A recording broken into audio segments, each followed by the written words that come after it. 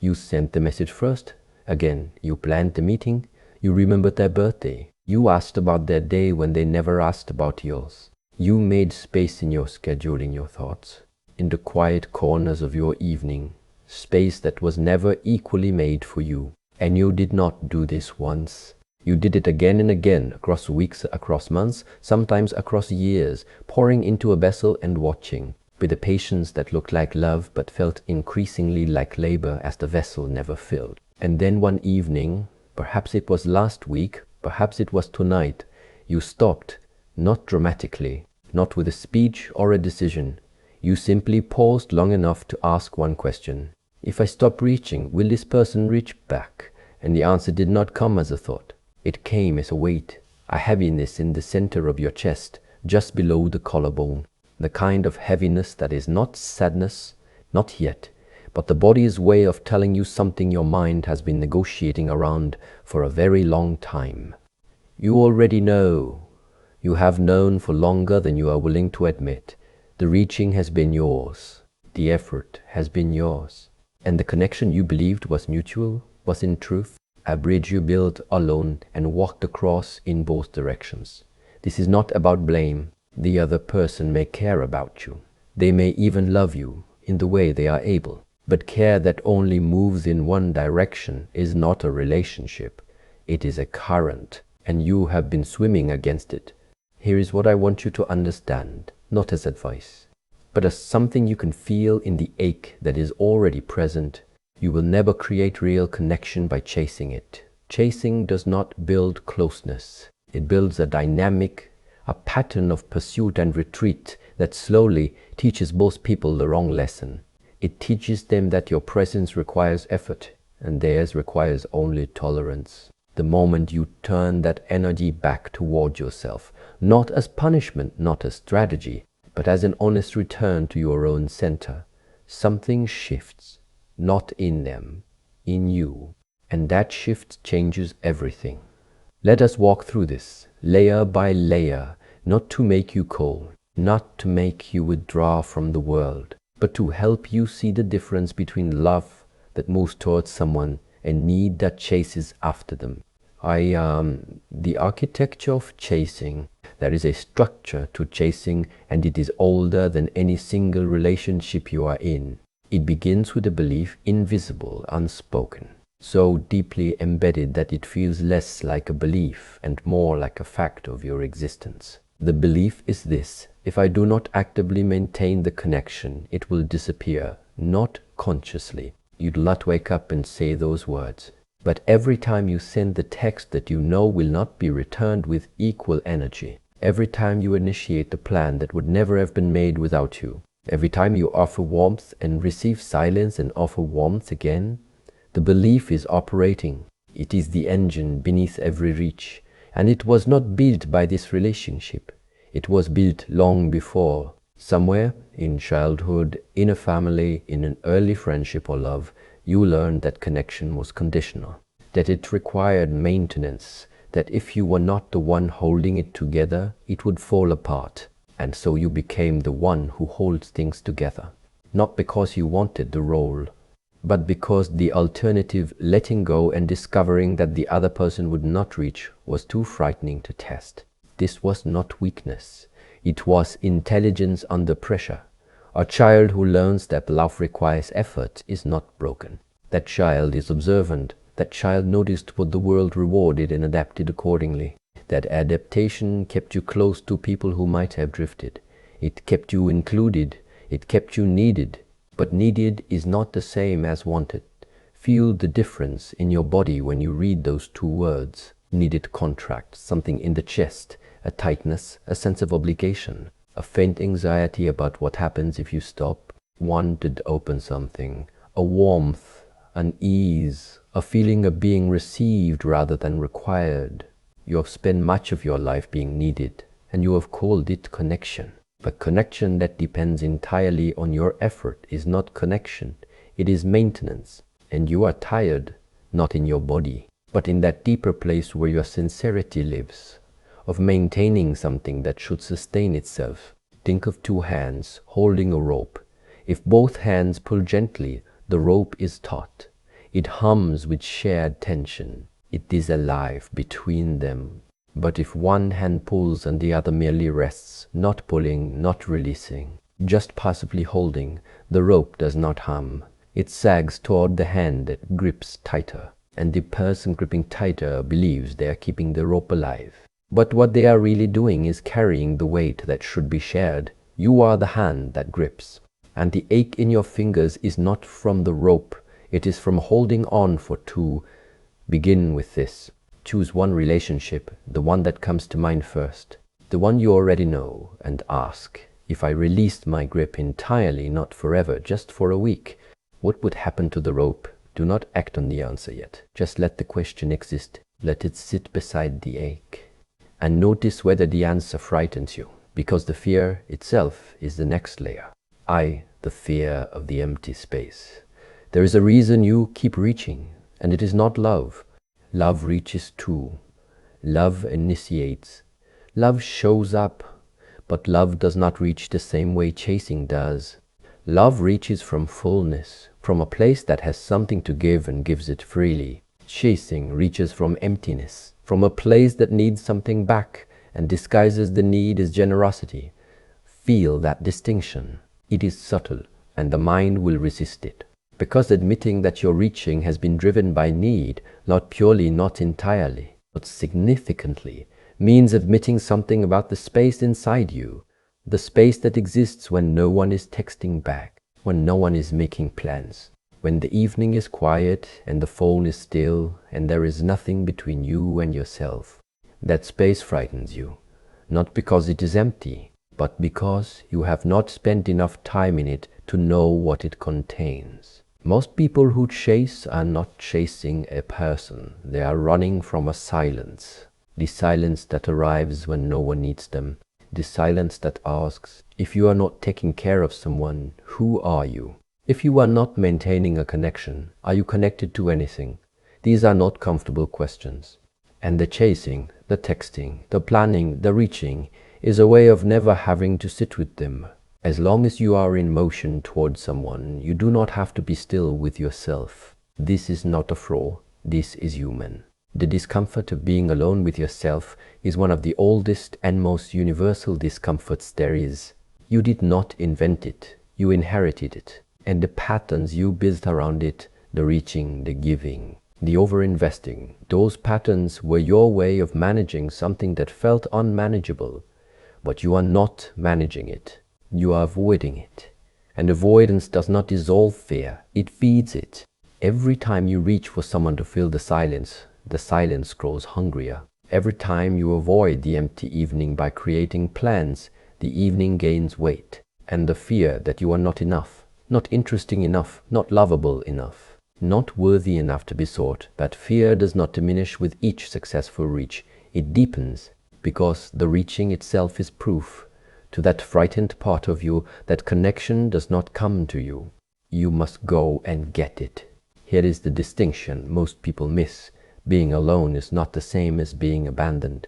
Being alone is a state. Being abandoned is a story you tell about that state. And the story, the interpretation, is what creates the pain, not the silence itself. Think of a forest at night. To a person who fears the dark, the forest is full of danger. Every sound is a threat. Every shadow hides something. The impulse is to run, to find light, to find people, to find anything that dissolves the aloneness. But to a person who knows the forest, who has sat in its darkness enough times to learn its language, the same night is different. The sounds are not threats, they are life. The shadows are not hiding something. They are simply the shape of trees in the absence of light. The forest has not changed, the person inside it has. You do not need to love the silence, you just need to stop running from it. Because the silence is not your enemy. It is the place where you meet yourself without the costume of caretaker, without the role of the one who reaches, and who you find in that silence. That person is the foundation upon which every real relationship must be built. Begin tonight. Put the phone down 1 hour before you sleep. Do not reach out to anyone. Do not scroll for connection. Just sit with the quiet. Feel the impulse to text, to check, to reach. Notice where the impulse lives in your body, the restlessness in your hands, the tightness in your chest. The small voice that says, "What if they forget about me?" Let that voice speak, and then let the silence answer. Not with words, with presence, your presence. That is enough. And once you learn to sit in the silence without fleeing from it, the most surprising thing begins to happen. 3. The paradox of withdrawal. When you stop chasing, two things happen, and they happen simultaneously, which is what makes this so difficult to trust. The first, some people disappear. The relationships that existed only because you maintain them will dissolve the moment your hands leave the rope, and this will hurt. Not because you did not expect it, you did, somewhere beneath the hoping, but because the knowing and the feeling are different. Knowing that someone would not reach back is an idea. Experiencing their silence is a weight. Your suffering here is real.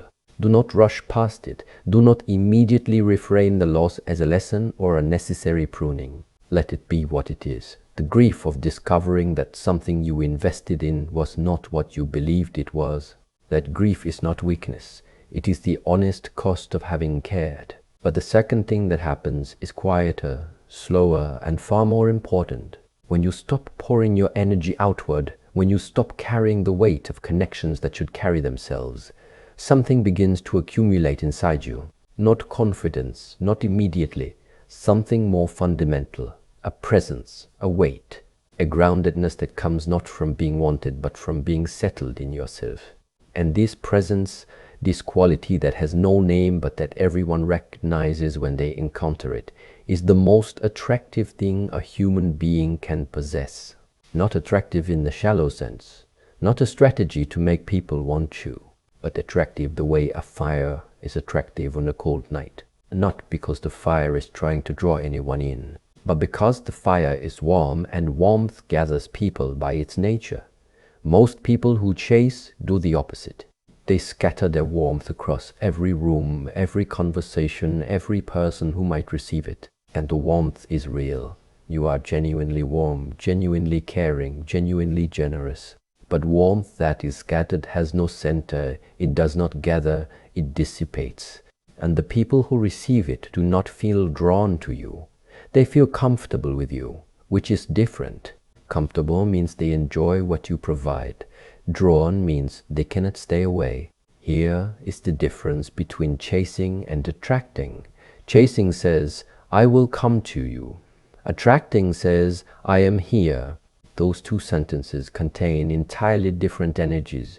One moves outward, always outward, repeating itself in the pursuit. The other is still, centered, and that stillness creates something that pursuit never can, a gravity. Think of the moon and the ocean. The moon does not reach for the water. The moon does not chase the tide. The moon simply exists, present, constant, held in its own orbit. And the ocean, responding to that presence, moves, not because it is commanded, not because it is manipulated, but because gravity, the natural consequence of mass and stillness, makes movement inevitable. You are not trying to become the moon. You are trying to stop being the tide. Stop moving toward every source of gravitational pull. Stop rising and falling with someone else's presence or absence. Find your own orbit, your own center, your own mass, and then, not as a trick, not as a strategy, but as a natural consequence, let the gravity do what gravity does. Begin here for 1 week, just one. Do not initiate, do not text first, do not make the plan. Do not fill the gap when the conversation dies. Just be present, be warm, be available, but do not reach. You will discover two things. First, who reaches back? That is information you need, even if it is painful. Second, what the unreached hours feel like, whether they are emptier, whether without the constant outward motion. They begin to fill with something you had forgotten was there. And once the stillness begins to teach you, the deepest shift starts to take shape. IV, the return to your own center. There is a center inside you that has been neglected, not destroyed, not lost. Neglected, The way a room is neglected when its owner spends all their time in other people's houses. The furniture is still there, the walls still stand, but air is stale, the surface is dusty, the light thin from windows that have not been opened. You have been living in other people's emotional spaces for so long that your own space has become unfamiliar. You know their moods better than your own. You know their needs, their schedules, their silences. And you have learned to read them with the precision of someone whose survival once depended on it. But your own moods, your own needs, your own silence, those you have learned to override, to postpone, to treat as secondary, always secondary, to the emotional maintenance of someone else. This is the deepest cost of chasing. Not the unreturned effort, not the unequal investment. The deepest cost is the distance between you and yourself. The fact that you have become a stranger to your own interior, fluent in others, illiterate in yourself.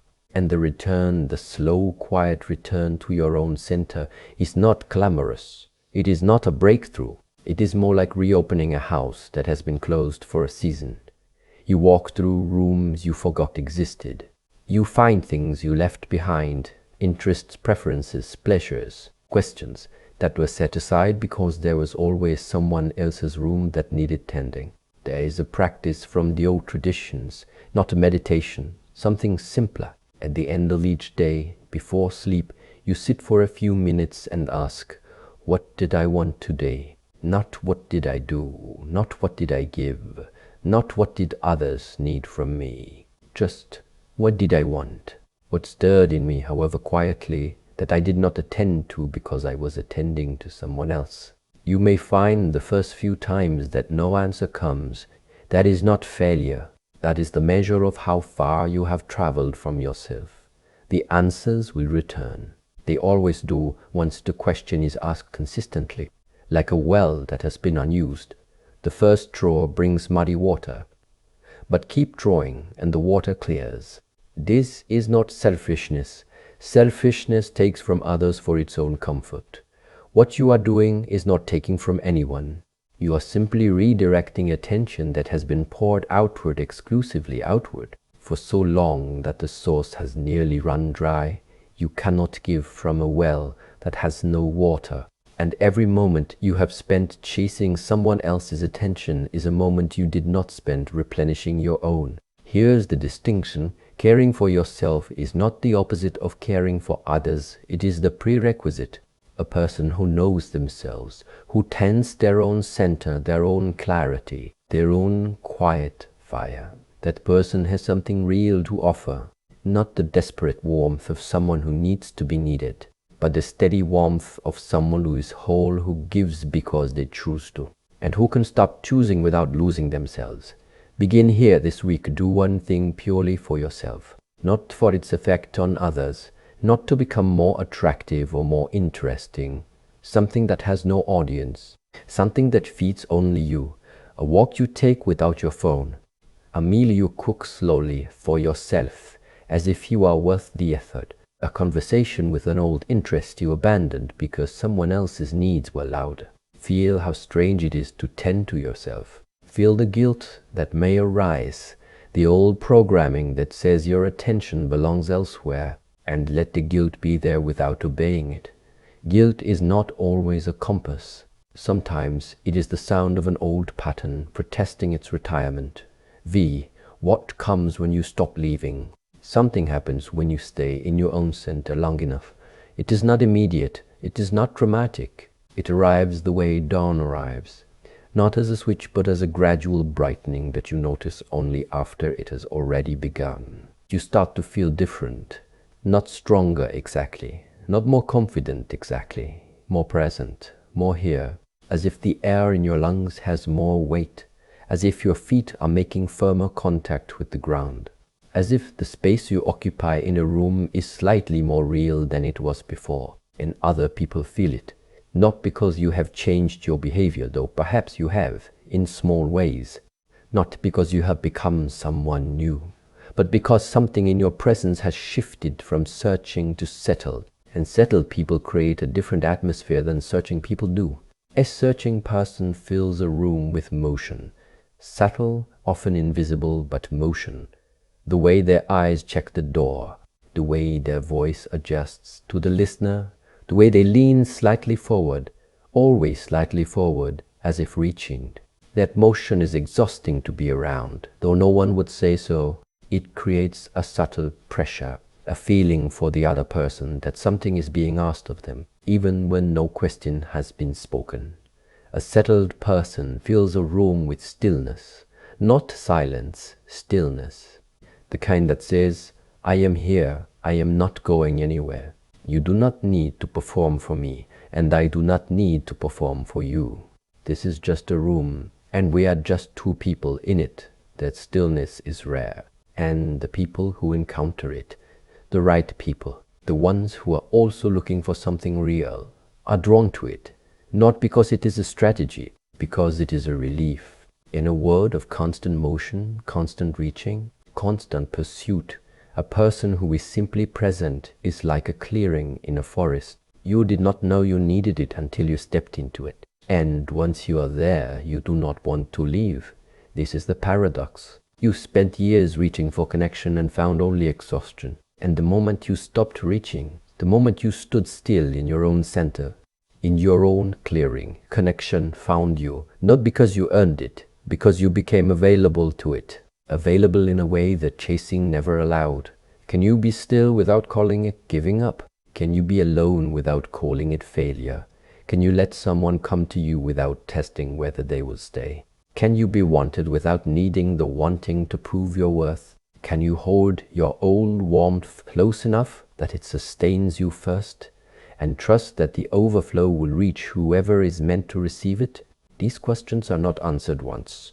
They are practiced daily, in the small moments, in the unreturned text you do not send again, in the evening you spend with yourself without reaching for someone to fill the hours, in the slow, honest discovery that you are not empty when no one is watching. The life that draws. There is a way of living that gathers, not through strategy, not through withholding, not through the calculated silence of someone playing games. Those are manipulation, and manipulation is just chasing with a mask. This is something different. This is a person who has returned to themselves and found something worth staying for. A person whose days are shaped not by who they are trying to reach, but by what they are honestly building. A person who gives warmly receives openly and does not keep score, not because they are above it, but because they no longer need to.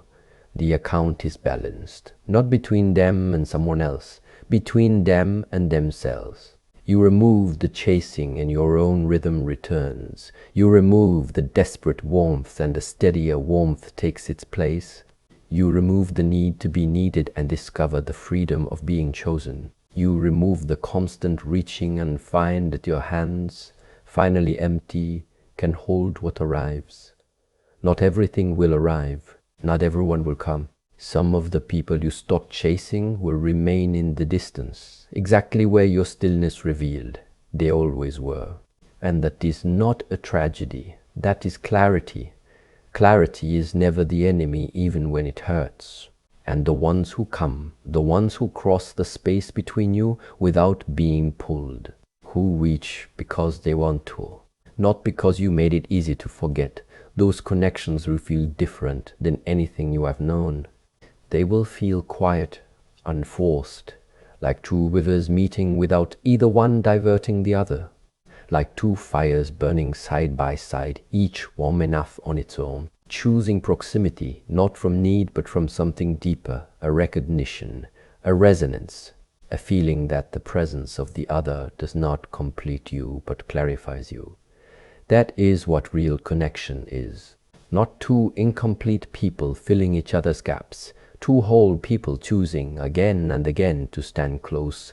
You will not arrive at this by chasing. You will arrive at this by stopping, by standing still, by learning to be the clearing instead of the person searching for one. Let your life become the evidence, not your effort, not your reaching, not the number of messages you send or the plans you make or the energy you pour into people who do not pour back. Your life, the way you carry yourself when no one is watching, The way you spend an evening alone without it feeling like a punishment. The way you enter a room not looking for someone to need you, but ready, simply ready for whatever honest thing appears. That readiness is the most attractive thing you will ever wear, not because it draws others, because it means you have finally stopped leaving yourself. And that quiet act of staying is where everything begins, not in the reaching, in the returning, not in the chasing, in the choosing to be worth coming home to and discovering to your own surprise that you always were. Begin tonight, not by reaching out, by reaching in. The rest will follow, not because it is promised, because it is natural. The fire does not chase the cold, it burns. And what needs warmth comes. Let yourself burn, quietly, steadily, in the center of your own life, and let the coming be someone else's choice for once. You have done enough reaching. It is time to arrive.